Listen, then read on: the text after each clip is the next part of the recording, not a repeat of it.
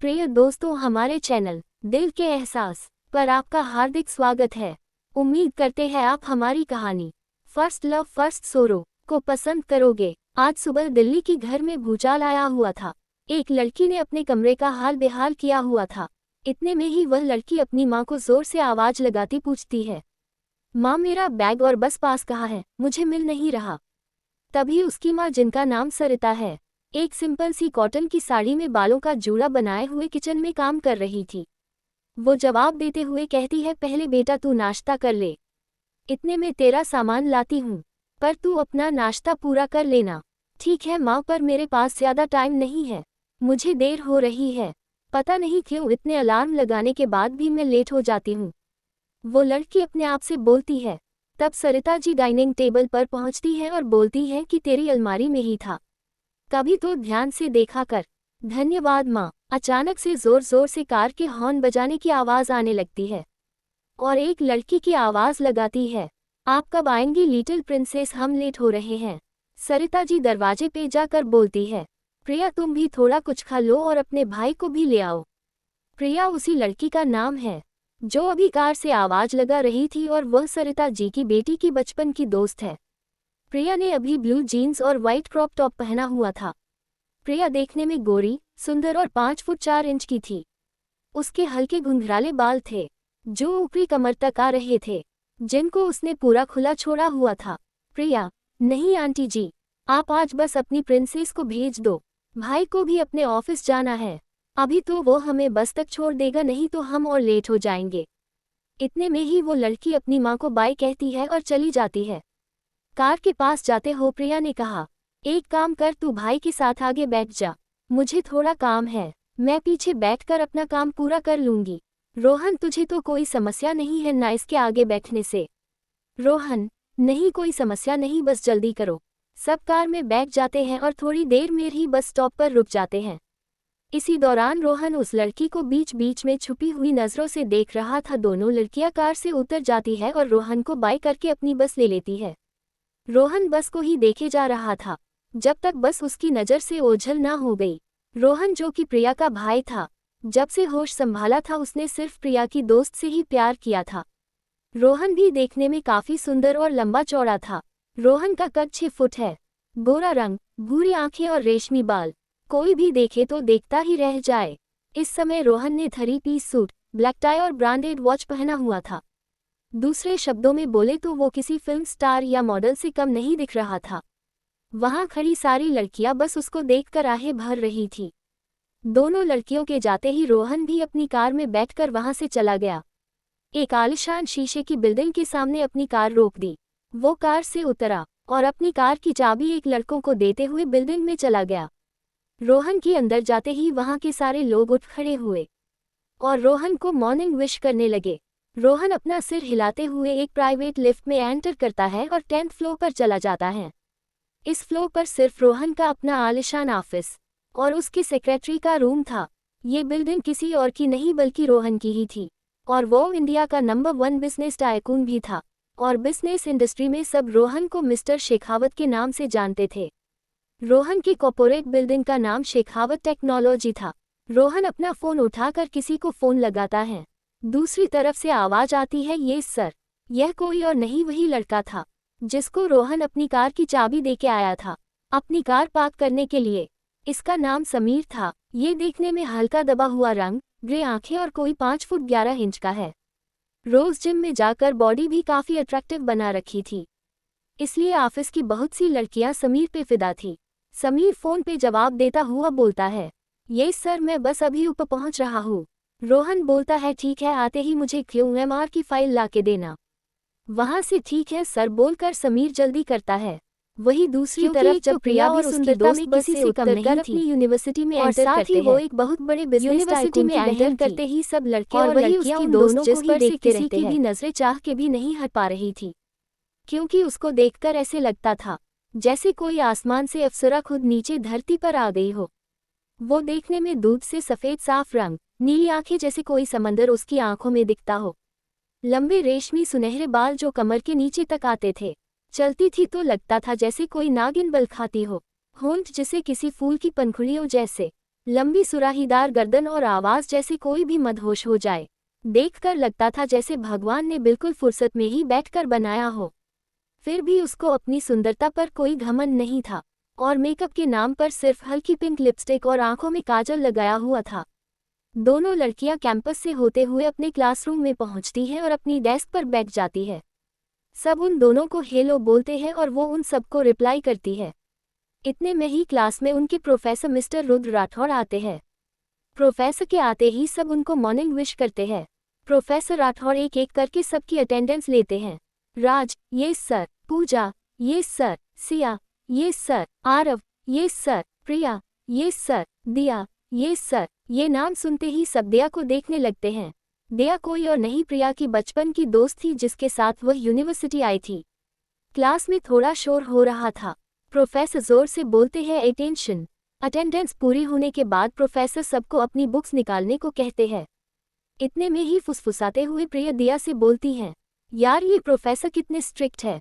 इतने में ही एक चौक का छोटा टुकड़ा प्रिया के सिर पर आकर लगता है और प्रोफेसर राठौड़ गुस्से में प्रिया को बोलते हैं, लगता है तुमने सब कुछ पहले ही पढ़ रखा है।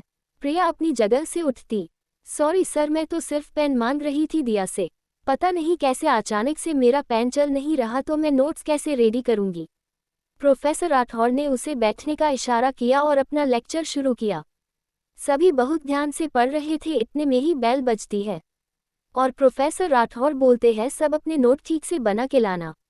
कल मैं चेक करूंगा, अगर किसी ने कुछ गलती की तो उसको पनिशमेंट भी मिलेगी, तो ध्यान रखना। प्रोफेसर के जाते ही प्रिया बोली, यार आज तो बार बार बचे, नहीं तो पता नहीं आज पनिशमेंट में क्या करना पड़ता। दिया भी खिलखिलाकर हंसने लगती है और प्रिया भी उसके साथ हंसती हुई यूनिवर्सिटी कैंटीन में चली जाती है। अचानक से 3 लड़के उनके पास आकर बैठ जाते हैं और उनसे बदतमीजी करने लगते हैं। प्रिया भी फटाक से बोलती, ये से चले जाओ नहीं तो तुम्हारे लिए अच्छा नहीं होगा। तभी वह तीनों जोर जोर से हंसने लगते हैं और बोलते हैं, अगर नहीं गए तो क्या करोगी तुम। तभी उनमें से एक लड़का जिसका नाम जीत था वह दिया की तरफ बढ़ता है और उसे अपनी ओर खींच लेता है। दिया भी उसे अपने से दूर कर एक जोरदार चांटा उसके मुंह पर जड़ देती है। कैंटीन में मौजूद सारे लोग ये नज़ारा देखकर हंसने लगते हैं और कुछ उसका वीडियो भी बनाने लगते हैं, जिसे देख जीत आग बबूला हो जाता है और दिया को बालों से खींचता हुआ वही पास पड़ी टेबल पर फेंक देता है, जिससे चोट लगने के कारण उसके होंठों के साइड से खून आने लगता है। ये देख प्रिया जैसे ही जीत की तरफ बढ़ती है तभी वहां एक जोरदार आवाज़ गूंजती है। सभी उस आवाज़ की तरफ देखते हैं और अपनी ही जगह पर जम जाते हैं। यह आवाज़ किसी और की नहीं बल्कि रोहन की थी। रोहन की आवाज़ सुनते ही प्रिया और दिया रोहन की ओर मुड़ते हैं। वो दोनों रोहन को वहां देखकर हैरान हो जाती हैं। प्रिया सवालिया नज़रों से आंखों ही आंखों में रोहन से पूछती है, भाई तू यहाँ क्या कर रहा है। प्रिया का इशारों में पूछने का कारण ये था कि यूनिवर्सिटी में किसी को भी नहीं पता था कि वह रोहन की बहन है। रोहन यानी कि मिस्टर शेखावत की बहन, जो कि इस यूनिवर्सिटी का भी मालिक था और इस यूनिवर्सिटी का नाम भी शेखावत यूनिवर्सिटी था। प्रिया इस बात को छुपाए रखना चाहती थी, नहीं तो सब उससे दूर और डर के रहते, क्योंकि रोहन के रुतबे के आगे कोई कुछ नहीं कह पाता था। सबको पता था कि एक ही पल में रोहन किसी की भी जिंदगी बना भी सकता था और मिटा भी सकता था। बस यही कारण था जो प्रिया अभी भी कुछ बोल नहीं रही थी और दिया तो खुद शॉक में थी, कुछ तो जोर से सर टेबल पर टकराने की वजह से और कुछ अचानक से रोहन को वहां पाकर। जीत अभी यूनिवर्सिटी में नया आया था और ऊपर से वो एसएचओ का बेटा था। अपनी अकड़ में जीत ने पलटकर और पुलिस वाले का बेटा होने के नशे में रोहन से कहा, अबे कौन है तू, तुझे किसी ने बोला क्या बीच में पढ़ने को, तुझे पता भी है तू किससे पंगा ले रहा है। ये देखकर वहां खड़े सब जीत की इस बेवकूफ़ी पर हैरान थे और सोच रहे थे अब इसका क्या होगा, जो यह मिस्टर शेखावत से इस लहजे में बोल रहा है, ये तो गया आज। इतने में ही वहां 10 से 12 बॉडीगार्ड्स आ गए। ये देख जीत बोला, अबे अपने इन भाड़े के टट्टुओं को बोल यहाँ से चले जाए, वरना तुझे और इनको पूरी अपनी उम्र जेल में ही बितानी पड़ेगी। तू जनता नहीं, मेरे पापा यहाँ के एसएचओ है। मिस्टर शेखावत के इशारे पर एक बॉडीगार्ड रोहन को एक चेयर देता है। मिस्टर शेखावत तसल्ली से बैठता है और जीत को बिना कुछ बोले घूरता हुआ सिगरेट का एक गश लगाता है। यह उसका तरीका था, जब भी वो किसी को सज़ा देता था तो तसल्ली से देता था। जीत एक बार फिर से रोहन पे पर चिल्लाते हुए बोलता है, आबे ये यूनिवर्सिटी क्या तेरे बाप की है, जो चेयर डाल के बैठ गया। जीत को पता नहीं था कि यह यूनिवर्सिटी मिस्टर शेखावत की ही है, क्योंकि उसका हाल ही में पुणे से इस यूनिवर्सिटी में ट्रांसफ़र हुआ था, इसलिए वो सब बातों से अनजान था।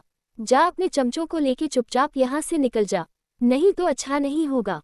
ये कहते हुए वो मिस्टर शेखावत की ओर बढ़ता है और एक पंच बनाकर उनकी ओर मारने चलता है।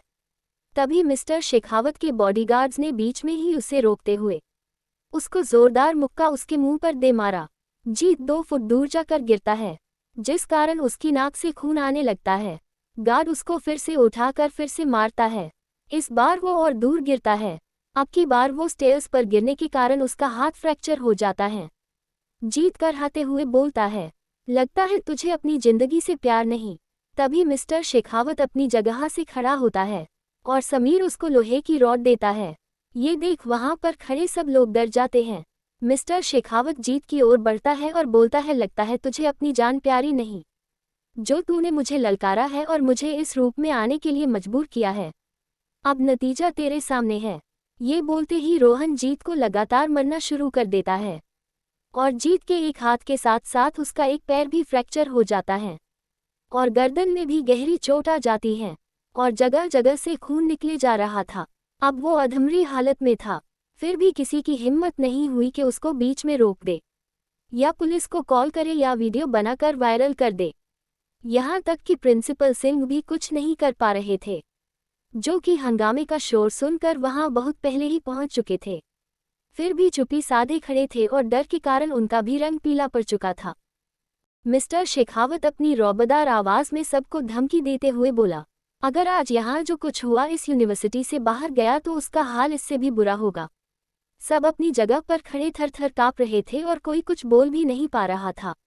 आज पहली बार प्रिया को अपने भाई से डर लग रहा था और वही यह सब देखकर दिया बेहोश हो गई थी। ये देख प्रिया और प्रिंसिपल सिंह जल्दी से दिया के पास पहुंचते हैं। प्रिया परेशान होते हुए दिया को होश में लाने की कोशिश करती है। दिया, दिया उठ, क्या हुआ तुझे? तभी मिस्टर शेखावत दिया को अपनी बाहों में उठाकर अपनी कार में ले जाता है और 2 बॉडीगार्ड्स जीत को अपने साथ ले जाते हैं। इस टाइम दिया के साथ रोहन, प्रिया और समीर थे। समीर कार पूरी स्पीड से चला रहा था। प्रिया पैसेंजर सीट पर बैठी हुई थी और बार बार दिया को देखे जा रही थी।